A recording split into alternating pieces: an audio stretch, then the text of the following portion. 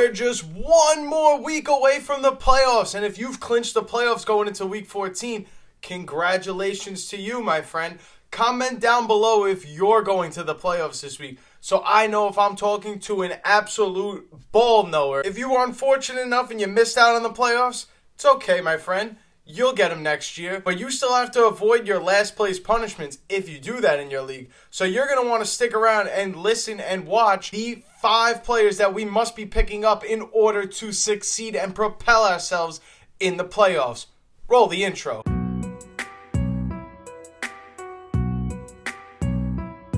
You, your grandmother, your mother, your father, everybody's heard this name by now. You need to go out and pick up Isaac Guerendo of the San Francisco 49ers. If you haven't heard by now, no Christian McCaffrey, there's no Jordan Mason, so we need to go ahead and throw the whole entire bag of fab on Isaac Guerendo. Now, this is a playable running back going forward for the rest of the season, but I do have my concerns and my worries over how many, or if there are any, San Francisco 49ers that are fantasy friendly to our lineups at this point. It's not the 2022 or the 2023 San Francisco 49ers anymore.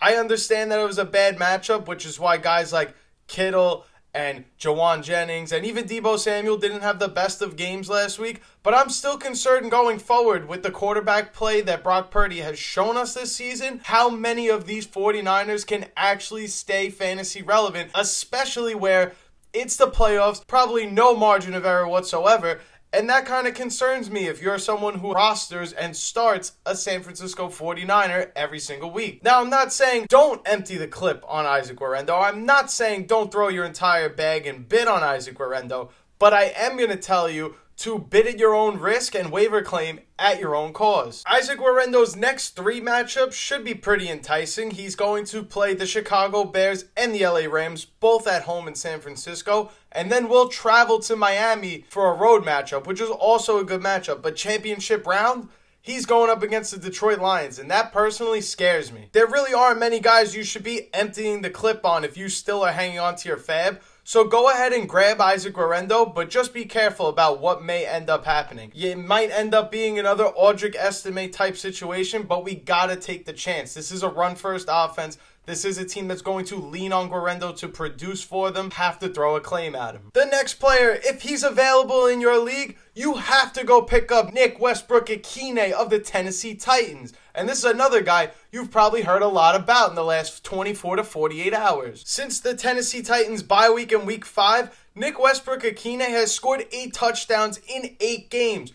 And all we need from a waiver wire claim is a guy that'll catch a couple passes, get some receiving yards, but lands in the end zone. That's what's most important. Touchdowns are everything in fantasy. It's obviously a risky play because if he doesn't get the touchdown, you're looking at a, 2 catches for 20-yard day. But you have to play him considering he has some of the best matchups going forward for a wide receiver. What we care about when we get to fantasy playoffs is how good your matchups are going to be going forward. And if you're going to add this guy tomorrow or tonight, however your waiver wire system works, Westbrook-Ikhine is going to play the Jacksonville Jaguars twice and the Cincinnati Bengals in a span of 4 games. So that's 3 games where he's going to have a extremely good matchup that makes him must start. And if we're going to say that Westbrook-Ikhine is a must start because of the bad passing defense matchups, then I also have to bring up the next player, the guy who's going to be throwing him the rock. That's Will Levis, the quarterback of the Titans. I understand that you have no business in wanting to add or start Will Levis if you're a team that made the playoffs because you probably have some high-end quarterback play, whether that's Jalen Hurts, Josh Allen, Lamar Jackson, the list goes on. But you gotta hear me out on this one. And just like Westbrook-Ikhine has 3 out of 4 great matchups coming up, the same applies to Will Levis.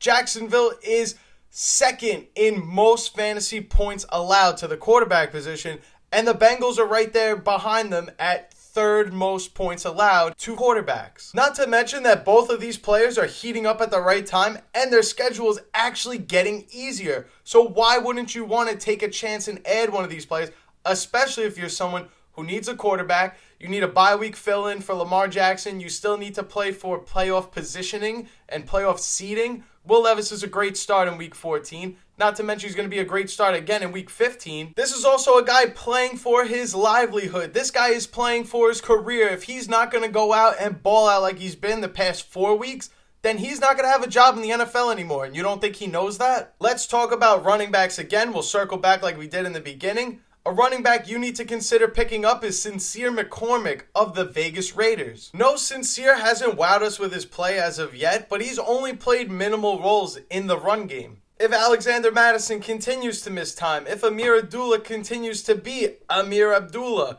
they're going to reward the most skilled and most talented player that they have in their backfield. We saw this already when Alexander Mattison came in and snatched the job away from Zamir White. So why can't this happen again with someone like Sincere McCormick? Stashing someone like this on your bench could be massive as well, because if you're going to be playing for a championship in fantasy, his week 16 and week 17 matchups are great. He's going to play the Jaguars in week 16. That team is 5th most in fantasy points allowed to running backs. And then you're going to follow that up in week 17, your championship round, against the New Orleans Saints, who give up the 2nd most fantasy points to opposing running backs. If what Antonio Pierce has shown us this season still remains true at the end of the season, Sincere McCormick is going to play a viable role in this offense, and he's worth a stash at the very least. And the final player you need to be adding onto your fantasy rosters, somebody that's playable right away, somebody that also has that same touchdown magic that Nick Westbrook-Ikinhe has been having.